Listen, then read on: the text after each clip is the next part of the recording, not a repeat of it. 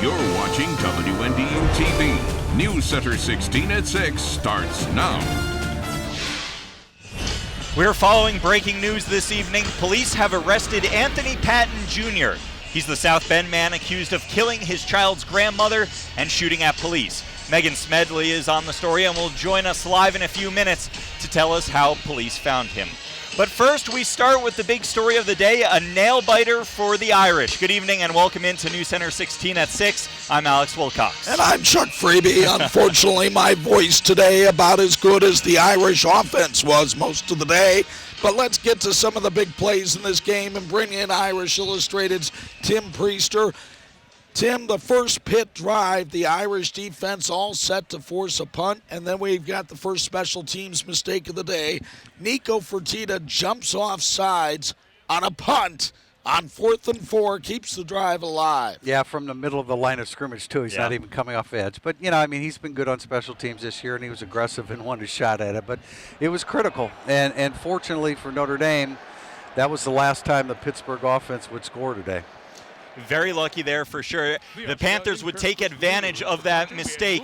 They march all the way down inside the 10-yard line, and on 2nd and goal, Quadre Olison scores on the direct snap, giving Pitt the 7-0 lead. That was a 17-play, 88-yard drive that ate up nearly 10 minutes of game time. Tim, that was arguably the best drive an opposing offense has had so far against this defense. Yeah, certainly since the fourth quarters of the first three games when Notre Dame's offense was hamstring the defense a little bit. It was. Give Pitt credit for coming out here and being prepared. They are giant killers. They have been in each of the last 2 years. They've also played a lot of bad football games, but today wasn't one of them. Well, they changed up formations quite a bit on the Irish in that drive. Let's jump to the end of the half. Irish down 7-3. 1st and goal from the 9. But the Panther pass rush feasted on Ian Book. 2 sacks, 1 for a loss of 7, 1 for a loss of 8. Notre Dame winds up having to kick a long field goal and go to half down by 1. A really poor day for Notre Dame's offensive line. Yeah. They were sieve at times, and it's not like Pittsburgh has had a great pass rush this year. They came into the game with just 11 sacks. Notre Dame had difficulty running the football. Pittsburgh was allowing 4.8 yards per carry.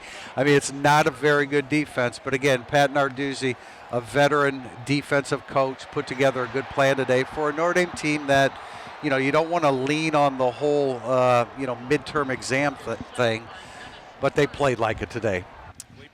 That was also the first time that Notre Dame trailed at the half, and things only got worse for the Irish coming out of the locker room. On the opening kickoff to start the second half, Maurice French takes it the distance 100 yards down the sideline to give the Panthers the 14-6 lead. Tim, we've seen this before from the Irish special teams when they gave up the 99-yard kickoff return to Ambry Thomas in week 1 against Michigan. It happens again today.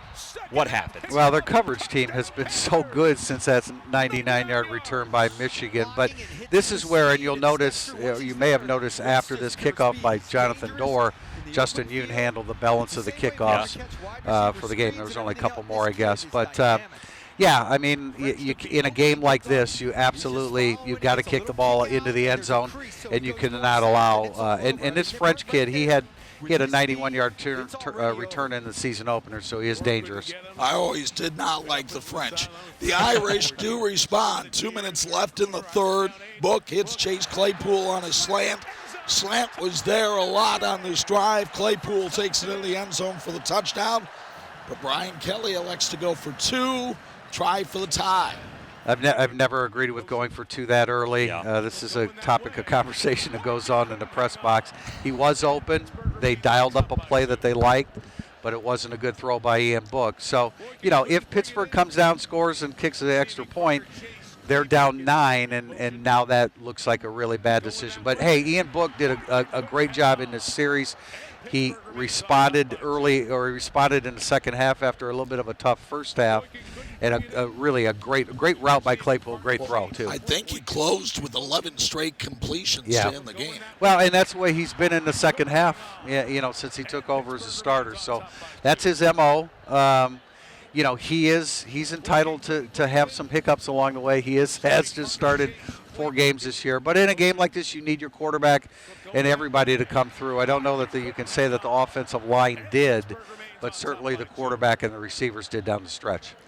So 14-12 Pitt after the missed 2-point conversion. It would stay that way into the fourth when with 5:43 left in the game. Book dropping back, hits Boykin in stride for a 35-yard touchdown pass to give the Irish the lead 19-14. That's the first lead Notre Dame had all game. You talked about how Ian Book struggled a little bit in this one. That was an absolute dime exactly when Notre Dame needed it. Well, as we saw last week and then early this week, he had difficulty with the deep ball, but when you need the perfect throw at the perfect time, this was it to Miles Boykin.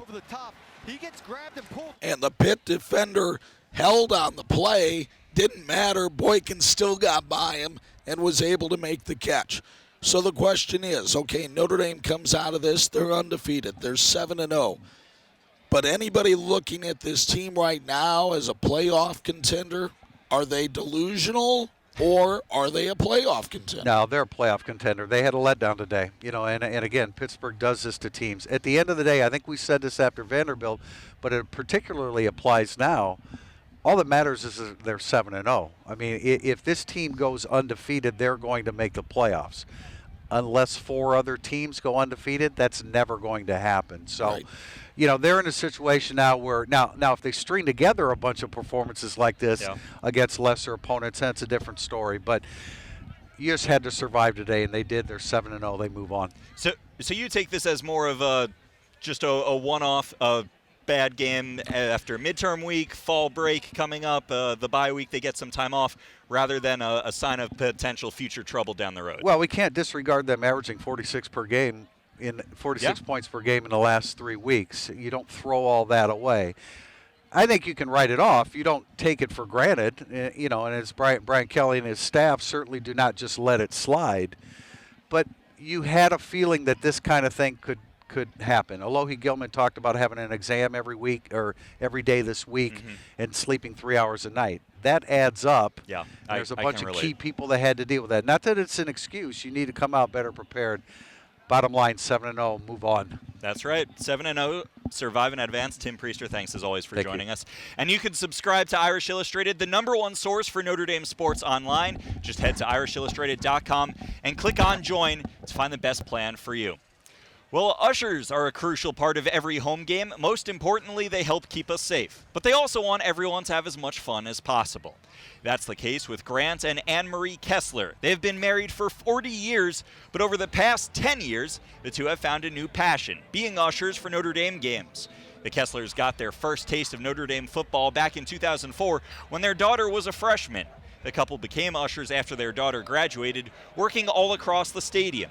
Not even a move to Oklahoma stops the Kesslers from coming up to South Bend.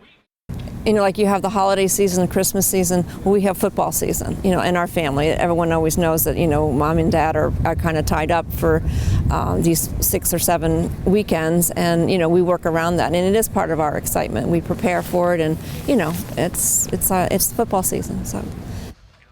And the Kesslers have met plenty of special guests over the years. Anne-Marie says her favorite was meeting Martin Sheehan and greeting him as President Bartlett. Hear more about the Kesslers' special family connection to the Fighting Irish coming up on News Center 16 at 11. And we'll send things back into the studio right now, I understand, for more news. Guys. Made a great move. Thanks so much, Megan. Irish quarterback Ian Book just took the microphone. Here's a quick look. Up there and give him a chance. That's something I was focusing on all week, is giving our guys a chance. Not overthrowing him. We can't do anything with that, so throw it up and Miles will go get it. And the fourth down play, what was sort of the primary look that you guys were trying to find there? Yeah, trying to get someone to slip in the flat. So I got to do a little better job and get the ball to him quicker.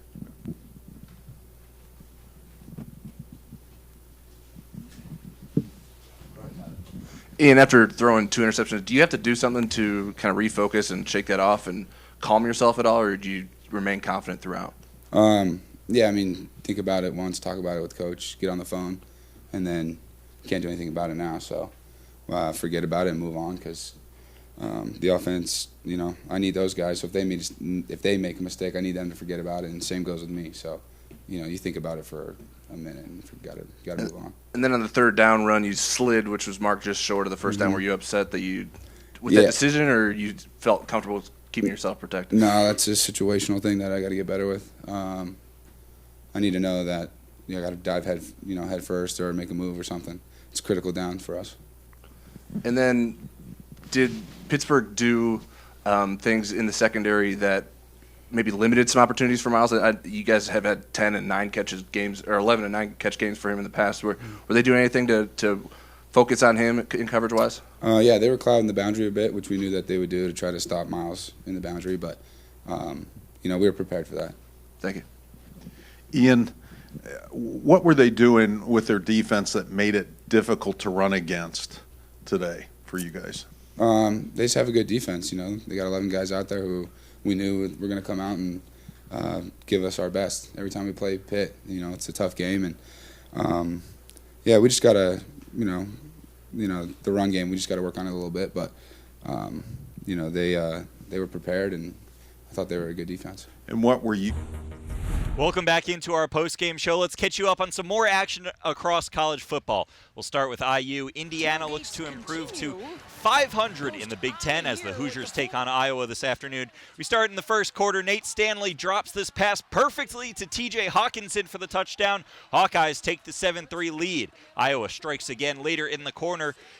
This time Stanley finds Noah Fonts, who makes a nice grab for 6, and the Hawkeyes take the 14-3 lead. Hoosiers would make it a ball game here when Peyton Ramsey goes deep to Ty Fogel, who lays out for the catch. That's a touchdown, 14-10 Iowa, just a one-possession game. Iowa would take a 21-10 lead at the half.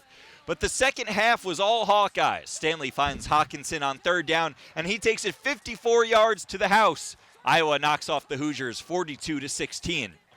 Minnesota looks to play upset as they take on the third-ranked Ohio State Buckeyes. In the first quarter, Dwayne Haskins tosses a bomb downfield for Terry McLaurin, who turns, leaps, and makes the touchdown catch with the defender all up in his grill. The Buckeyes take the 10-7 lead, but the Gophers make some noise. Muhammad Ibrahim punches it in from the 3-yard line, and Minnesota takes a 14-10 lead.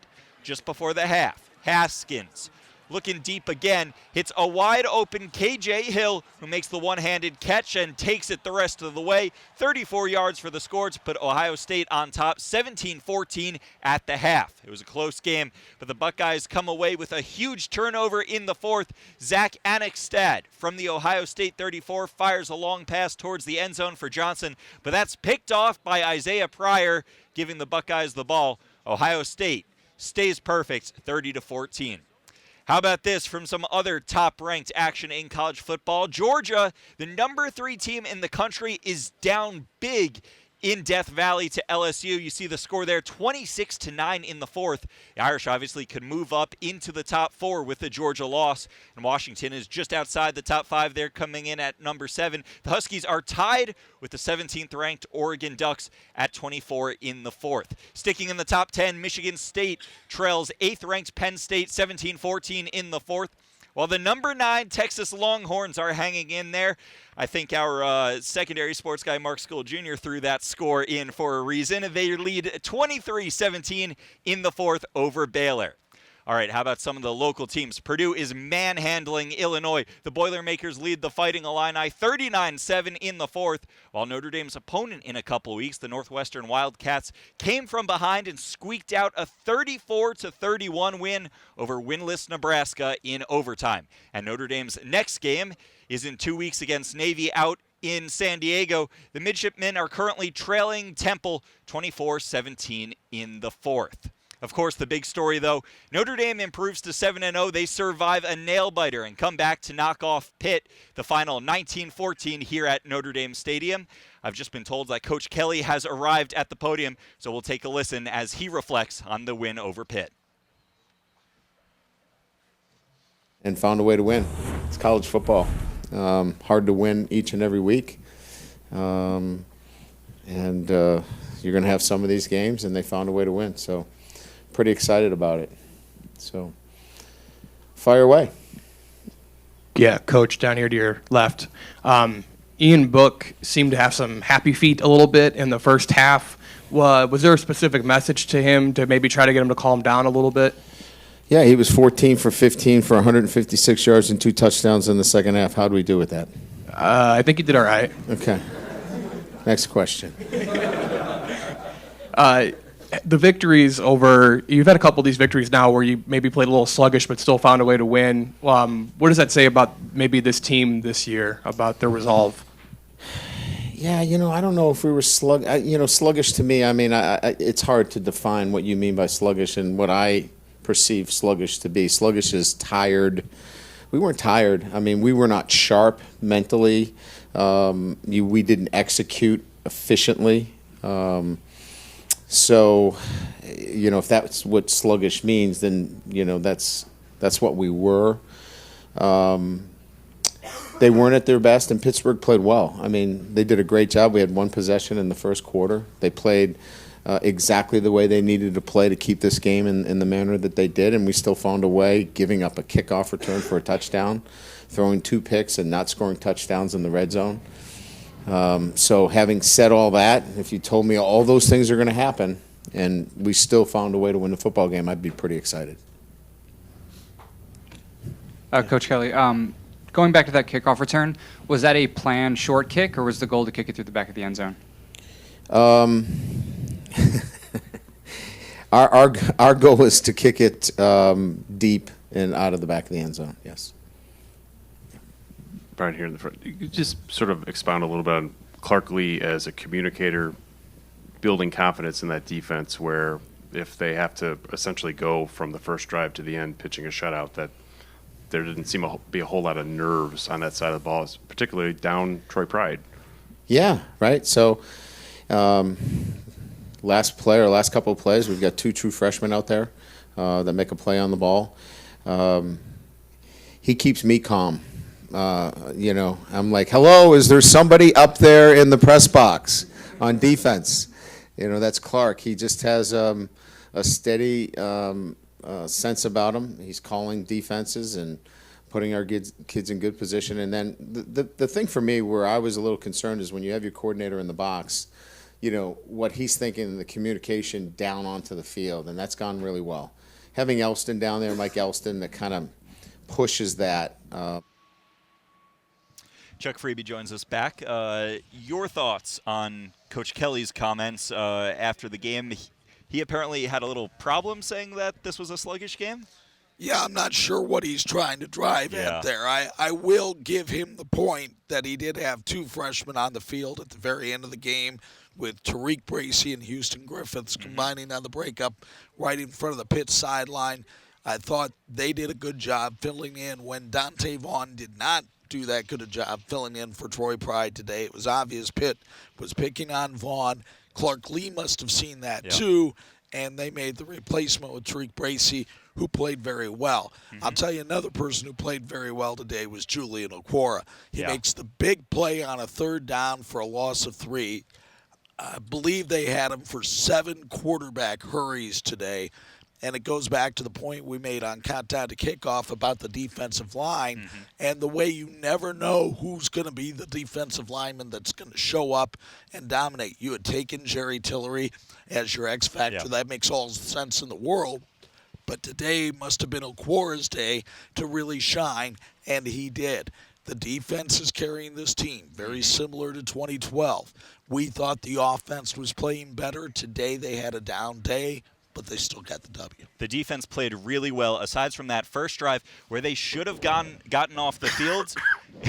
Sorry. No, you're fine. Chuck's playing hurt as just arguably more hurt than Troy Pride Jr. here. But the defense should have gotten off the field on that first drive.